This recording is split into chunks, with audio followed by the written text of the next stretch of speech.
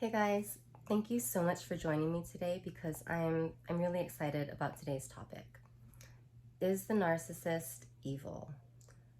Okay, so the short answer would be yeah, duh. You know, the universe knows all the evil things that the narcissist does to you.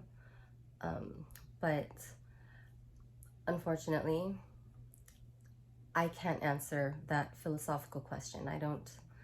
Because I don't know. I don't know. And that would be a blanket statement. And you're not supposed to make blanket statements.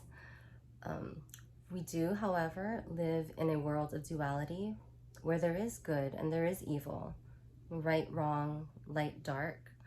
And all of our 3D structures, they have, or 3D constructs, have two polarities, two extremes. They're two sides of a coin, two sides to every story. Some people have two faces. Yeah, I said that. Karma's probably gonna get me for that, but that's okay. Look, karma. See? Karma made me do it. Maybe that was that person's karma, and I was just paying it forward. Like, I helped. But no, yeah, I'll probably get karma for that because that was some negative energy coming through me. But that's fine. I'll pay the piper when the time comes. I own that, okay? And I have an ego. I'm not perfect. I desire to be a good person, so most of my actions and words and thoughts, I want to be from love, but I'm not perfect, okay? Anyway, if you believe like I do, okay, and not everyone's going to, this isn't going to resonate for everyone, which is fine, which is because we are each spiritually sovereign. Everyone is their own authority.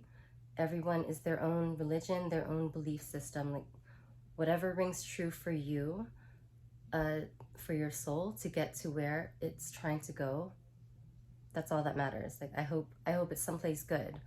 But yeah, so if this video resonates, great. If it doesn't, just leave it.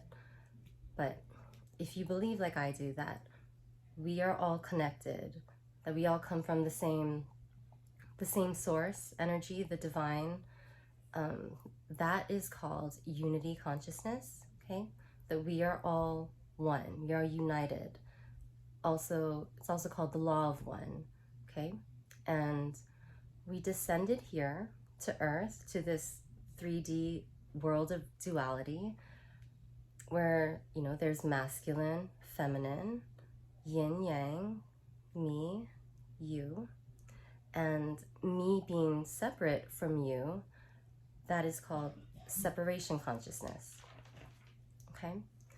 And so in this universe, in this 3D world of duality, there are universal laws that apply, okay? And they're non-negotiable, like the laws of physics, the law of attraction, or the law of resonance, rather. Like, these laws, they're enforced by the universe regardless of whether we agree with them or regardless of whether we're aware of them. Like, you could disagree with gravity, okay? But, like, look, there ain't shit you can do about it.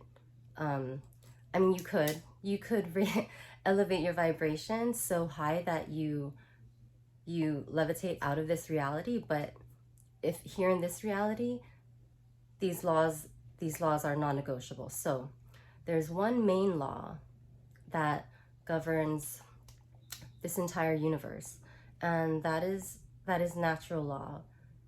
It's also called universal law, and you might better know it as the golden rule, which is do unto others as you would have done to you. And the golden rule, it helps us to adhere to the esoteric concept of morality. And morality is simple. I mean, it's not easy with our egos and our personal interests at play, but the idea of morality is simple. It simply states, do not violate others. Do not violate others' freedom. Okay, freedom is the expression of love. When we are free, when we are liberated and in love, we are in a healthy state. Okay? So, all right, so the universe is basically objective. It's unconditional.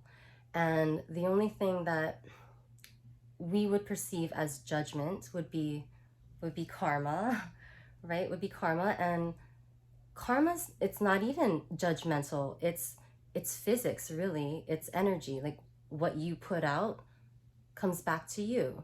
Cause and effect, action, reaction. Okay? Karma helps us to navigate towards morality or against morality. Okay, so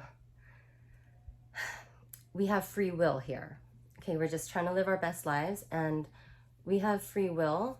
Again, this is also simple. We can make one of two choices with our free will. We can choose to align with source, align with love, unconditional love with consciousness. Okay, by the way, unconditional love and consciousness and self-love, they all have the same vibration. So the vibration of love, of unconditional love, that's the vibration of consciousness. It's the highest vibration possible. Okay, so our free will, we can choose to align with love, align with consciousness, or we can use our free will to disalign from consciousness, to disalign from love, to separate from consciousness, to be unconscious. Okay? Okay, so all of our actions that benefit us in our lives or the lives of others, that don't violate other beings' freedom, those are right actions. Those are moral actions. And all of our actions that do violate others' freedom, the freedom of other beings, those are wrong actions. And also, any non-actions you take, like if you're in the face of harm or evil being done and you don't do anything about it, or you don't say anything about it, you get karma for that too. So if you can do something, do it. If you know something, you have to say something. Otherwise, there are karmic implications for non-actions as well, which is why I'm talking to you guys, and not why I'm making this video. If you know something, you have to say something. You can't just stand by and let other people get hurt or be harmed. You know, I mean, you could if you don't care about aligning with consciousness, with love, but I do, and because I ultimately I desire to be a good person, and I'm going to be, and it hurts me when other people are hurt, because I do believe that we are all connected. And okay, if you don't believe that we are connected, there's evidence. And each one of you watching, if you are in, or if you have been in a relationship with a narcissist, the evidence is within each and every one of you guys, because I guarantee if you are in a relationship with a narcissist, then you're very empathic. You might identify as an empath. I mean, all humans should be empathic by definition. All humans should have empathy.